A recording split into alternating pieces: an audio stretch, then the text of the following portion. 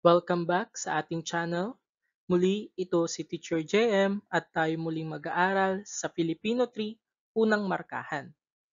Handa na ba ang lahat? Tara, simulan na natin.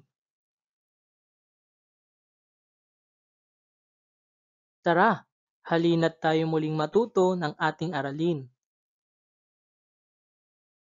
Ngayon naman, dumako tayo sa mga salitang cluster.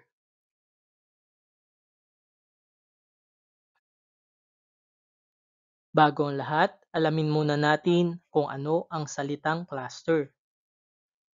Ito ay masasabi nating salita may cluster kung mayroon itong magkatabing dalawang letra na parehong katinig. Makikita ito madalas sa unahan ng salita.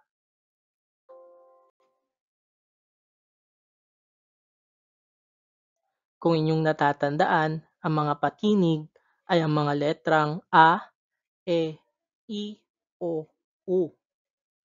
At ang mga katinig naman ay ang mga natitira, letrang B, D, G, H, K, L, M, N, P, R, S, T, W, and Y.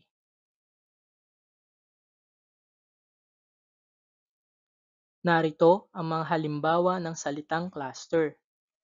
Una ay ang salitang globo. Ito ay may kambal katinig na letrang G at L, kaya naman ito ay tinatawag na cluster. Pangalawa ay trumpo. Ang kambal katinig dito ay T at R. At ang pangatlo ay ang salitang cluster. Ito ay may kambal katinig na letrang K at L. Susunod ay ang blusa. Ito ay may kambal katinig na letrang B at L. At ang panghuli ay ang salitang preno.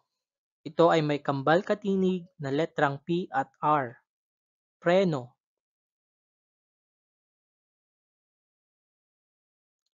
At ngayon, kayo naman. Lagyan ng check kung ang salita ay cluster at X naman kung hindi.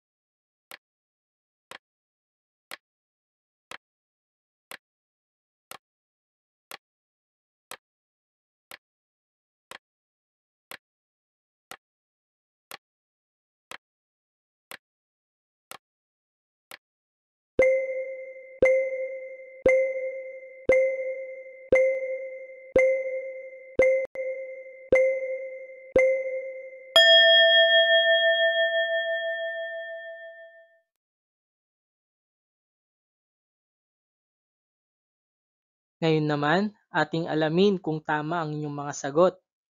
Ang una ay klase. Ito ay check dahil ito ay cluster.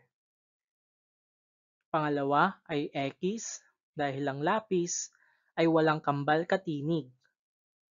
Pangatlo, tsaa Ito ay halimbawa ng cluster, gripo, check, tinidor, X dahil wala siyang kambal katinig.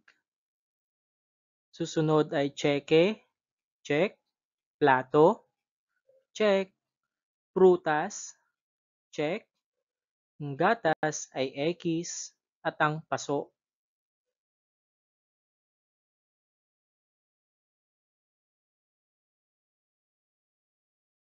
Maraming salamat sa inyong pakikinig.